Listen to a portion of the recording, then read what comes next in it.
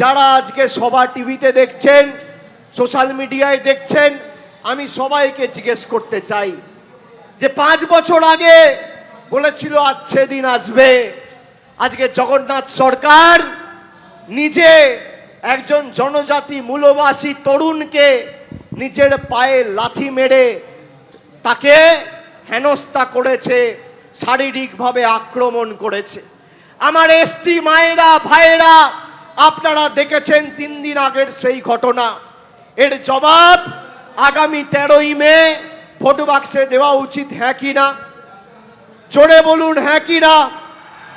যারা আপনার ভোটে জিতে আপনার টাকা আটকেছে তাদেরকে যোগ্য জবাব দেওয়া উচিত, হ্যাঁ কি না?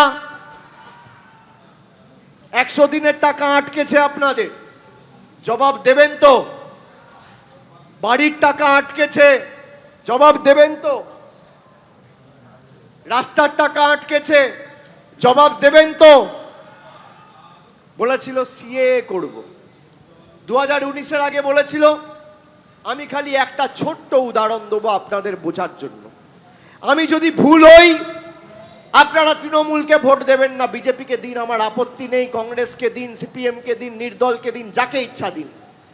কোন নেতা আপনার সামনে এসে বলবে না যে আপনি যাকে ইচ্ছা ভোট দিন, একমাত্র তৃণমূলের নেতারা বলবে। তার কারণ আমরা যেখানে হেরেছি সেখানেও মানুষকে পরিষেবা দিয়েছি, যেখানে জিতেছি সেখানেও পরিষেবা দিয়েছি।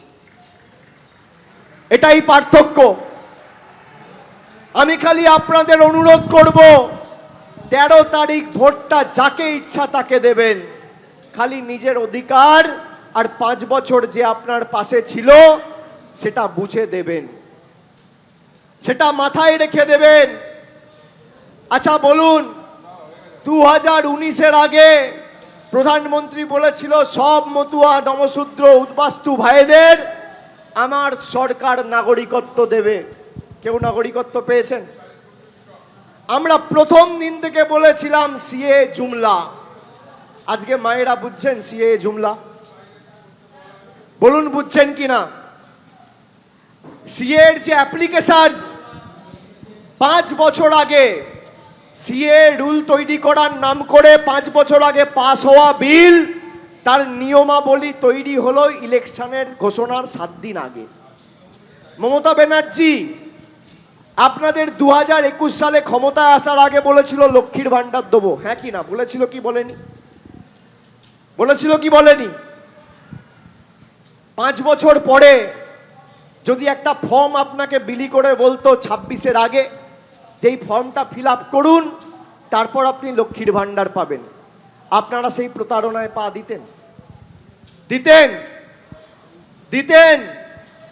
মমতা ব্যানার্জি যবে বলেছে 2 মাসের মধ্যে লক্ষ্মীর ভান্ডার বাস্তবায়িত করে দেখিয়েছে। আমরা এপ্রিল মাসে বলেছি, আর মে মাসে ক্ষমতায় আসার পর 1 জুন থেকে মায়েরা লক্ষ্মীর ভান্ডার পেয়েছে।